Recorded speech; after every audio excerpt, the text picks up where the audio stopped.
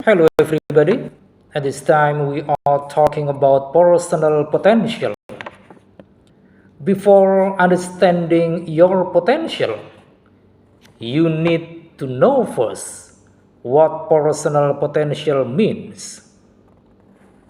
There's a higher chance that you have the wrong definition in mind, but that's not your fault because it is how most of us think of it.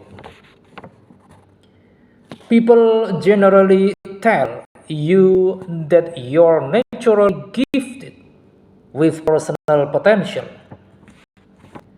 Your true potential is supposed to be an ability that you can do amazingly with minimal effort.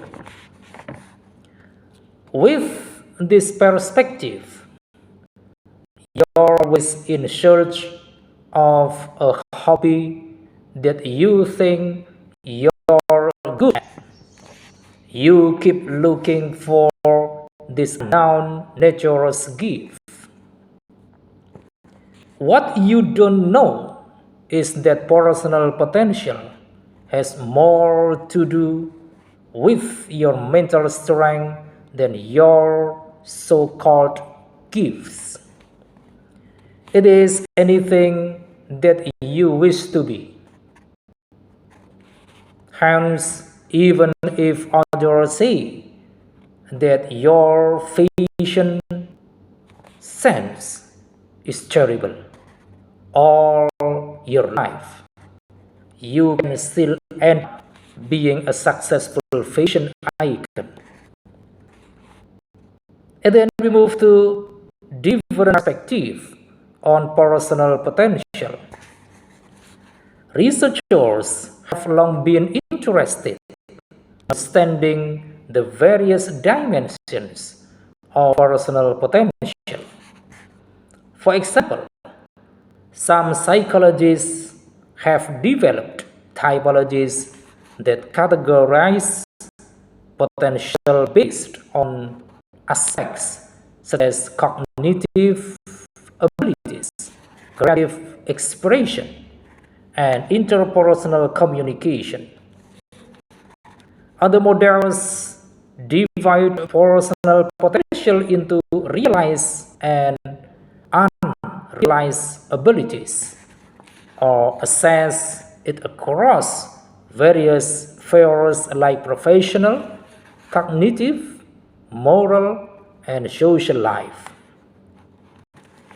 What these studies have in common is the understanding that success in one area does not necessarily mean that every aspect of your potential is being fully utilized. A person might excel professionally while neglecting personal growth in other areas, and that does not diminish their overall potential.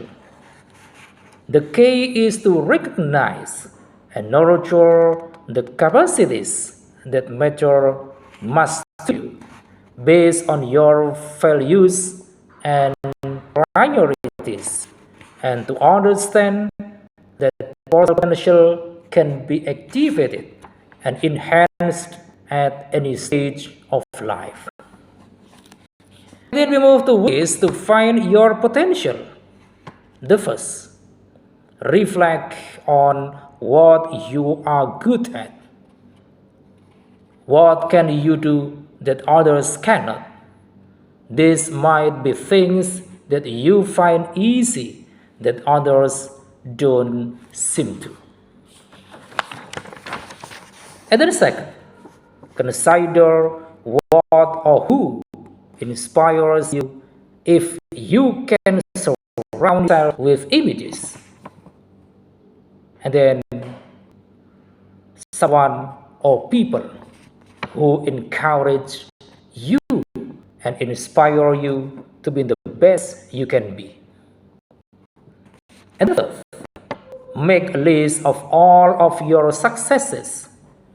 Sometimes we all need reminders that we are good enough, that we are capable to achieve what we set out, and it is not about only logging big achievements, noting the times you have finished your to-do and list or goal for attainment work, and when you didn't want to, all the way through to getting that promotion, becoming a parent, or selling your first product or services.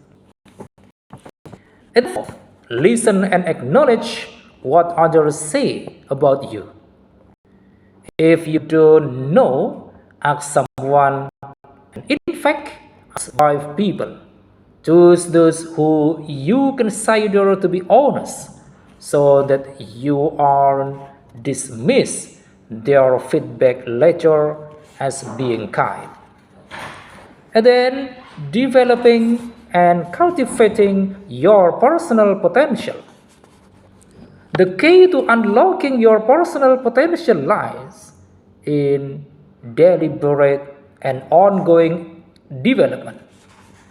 Unlike a static stride, personal potential is a force that must be nurtured and expanded through conscious effort and practice.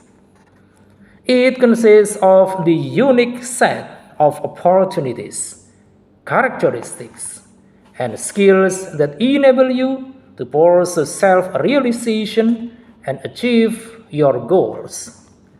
Developing this potential requires an understanding of your own abilities and a commitment to continuous self-improvement. Psychologically, this process is related to concepts like self-efficacy and resilience, beliefs in your ability to succeed and bounce back from challenges. Investing in yourself by developing skills such as self-regulation, stress management, and emotional intelligence can greatly enhance your personal potential. As you build these capabilities, you create a foundation that not only supports your current ambitions but also prepares you for future opportunities. And then we move to major types of potential. The first type, intellectual potential. This is ability to take on new intellectual challenges and take thinking to different levels. Those with high intellectual potential will be better able to progress to senior roles with a strong analytic bias or that require high-level strategic thinking. And then second, people potential.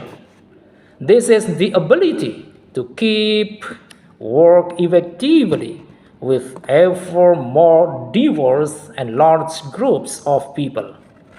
Those with high people potential are equipped to move into different cultures or take on significant people management responsibilities. And then third, executional potential. The ability to move into new situations and still get things done, to initiate new activities or see existing ones through extreme challenges over a sustained period of time. And then, what skills do you need to reach your full potential? The first, leadership. As you enter the dizzying heights of your personal ionosphere, you will find yourself wandering down paths less traveled. Every great leader has a leadership development plan. What's yours? Work with a coach and or do a leadership skills assessment to take stock of your current leadership strengths and areas of development. Map out a plan for continuous improvement. And then the second, mindfulness. It is a common myth that mindfulness requires you to sit down in the lotus position and stop thinking. Nothing could be further from the truth. Mindfulness simply requires you to be present in the moment. Mindfulness, does not require that you stop thinking, but that you observe your thoughts with patience, openness, and non-judgment. I think it is enough. Thanks for watching.